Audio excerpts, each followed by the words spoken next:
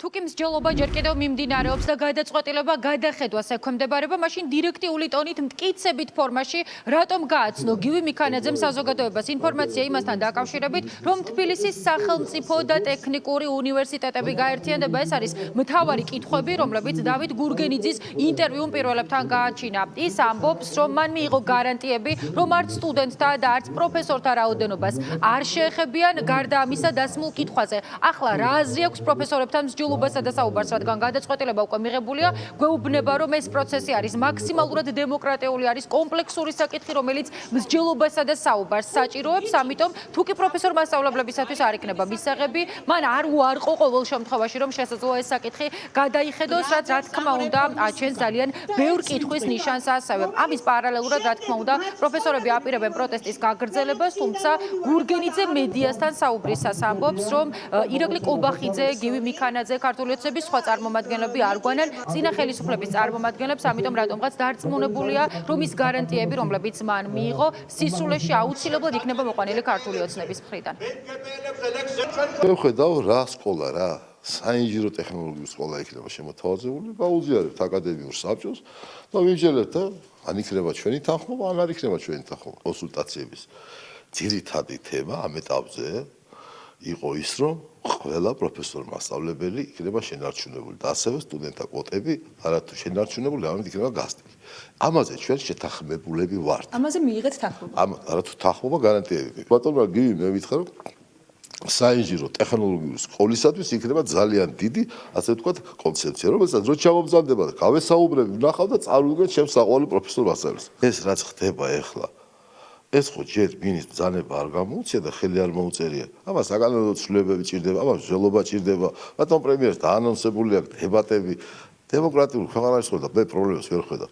ადამიანებს ზოგს თავისი შეხედულება ჯერ არ გადაუწყვეტია. ნახოთ როგორი პროგრამა იქნება და ვფიქრობ, რომ თუ კარგი იქნება, ძალიან გაიხარდება ჩვენ პროფესორ მასწავლებლებს.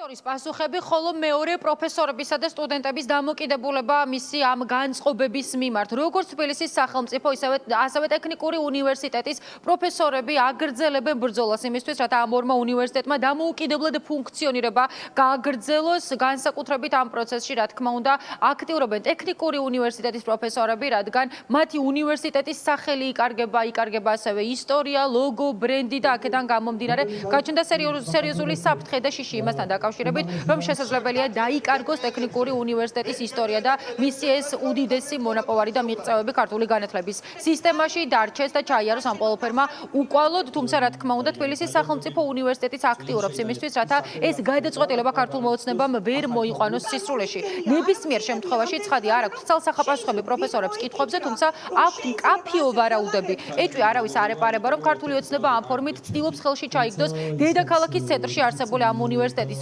კორპუსები და გარდა ამისა შეკვეცოს თანხები მაქსიმალურად განათლებაზე და აღარ დასჭირდეს მომავალი თაობისათვის იმ თანხების გადახდა, რომელიც შესაძლებელია, რომ კორუფციულ გარიგებებს მოხმარდეს. ასეთი არის პროფესორების პოზიცია. ნებისმიერ შემთხვევაში ბრძოლა გრძელდება, გაჩერებასა და დანებებას არავინ არც ახლა და არც მომდევნო პერიოდის განმავლობაში არ აპირებს. ამას ადესტურებს სწორედ ის ორი ერთმანეთის პარალელურად შექმნილი პეტიცია, რომელიც ეკუთვნის ორივე უნივერსიტეტს, ამიტომ გრძელდება ბრძოლა თბილისის სახელმწიფო და საქართველოს ტექნიკური უნივერსიტეტების გადასარჩენად.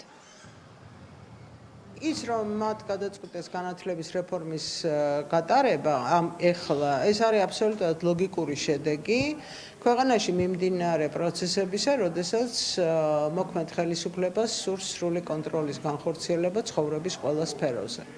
ასეთ შემთხვევაში განათლება არის ის, რასაც ბოლოს მიადგებიან ხოლმე, იმიტომ რომ ეს არის თავისუფალი აზრის გაკონტროლების მცდელობა. თუ მოხერხდა მათი მიზნის განხორციელება და ეს ორი უზარმაზარი უნივერსიტეტი ფაქტობრივად სტუდენტების 60% ვისაც აქვს, მათ შეძლეს და ასე ვთქვათ გაერთიანეს თუნდაც ხელოვნურად, ეს მათ საშუალებას მისცემს, რომ ნებისმიერი არასასურველი უნივერსიტეტი პროფესორით და ადმინისტრაციით ასევე მარტივად მოიშორონ თავიდან. პროფესორო კობახიძე, როგორც პრემიერს ვერ აღიქვამთ, იმიტომ რომ თქვენ სულად აცდენილი ხართ ქვეყნის განვითარების სტრატეგიულ გეოპოლიტიკურ კურსს.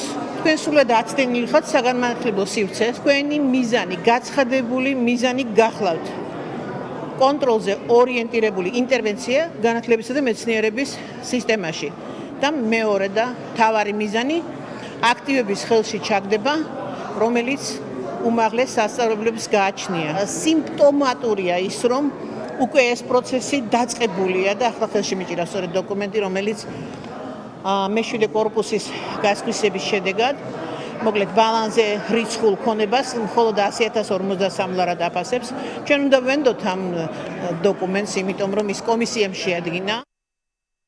ახლახანს გავრცელდა და მოგვაწოდეს ინფორმაცია მასთან დაკავშირებით, რომ სავარაუდოდ ხვალ 2 თებერვალს გაიმართება შეხვედრა განათლების სამინისტროსა და ტექნიკურ უნივერსიტეტს შორის. გარდა ამისა, 11 საათზე იგეგმება თბილისის სახელმწიფო უნივერსიტეტში წარმომადგენლობითი და აკადემიური საბჭოს სხდომა, ამიტომ ხვალინდელი დღეც ამ თვალსაზრისით იქნება საკმაოდ ცხელი. სტუდენტები და პროფესორები არაპირებენ გაჩერებას. დღეს 5 საათზე სულ რამდენიმე საათში სტუდენტები შეიკრიბებიან ტექნიკური უნივერსიტეტის ეზოში, ხოლო ხვალ უკვე პროფესორები იტყვიან საკუთარ სიტყვას მორიგ ჯერზე, რომელიც იქნება ასევე კრიტიკული. გაჩერებას არც ერთი უნივერსიტეტი არ აპირებს, ერთმანეთის პარალელურად ორივე ანონსებს აქციებსა და საპროტესტო მსვლელობებს. გარდა ამისა, ერთმანეთის მიმართაც არიან სოლიდარულები. საბოლოო მთავარი მიზანი კი ამ ყოველფრის არის ის, რომ გადაარჩინონ როგორც ტექნიკური უნივერსიტეტი, აგრეთვე თბილისის დედაქალაქის მთავარი თბილისის სახელმწიფო უნივერსიტეტი.